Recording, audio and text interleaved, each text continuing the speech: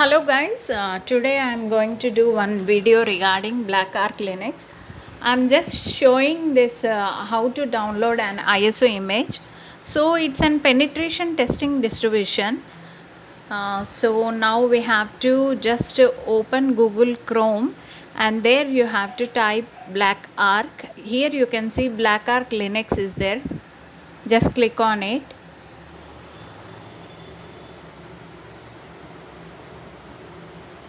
For ISO image, we have to click on it and there you will get BlackArch Linux open and download option is there. Just click on download.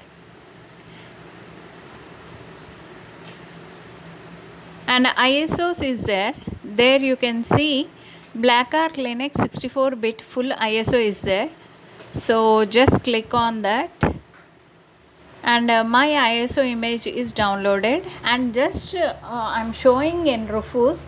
I just opened Rufus and then I drag and drop this ISO image into Rufus and then I started it and it will be completed, and after that you can go for next process, but till ISO image download I just shown it. So hope guys, if video is good, please subscribe my channel. Thank you.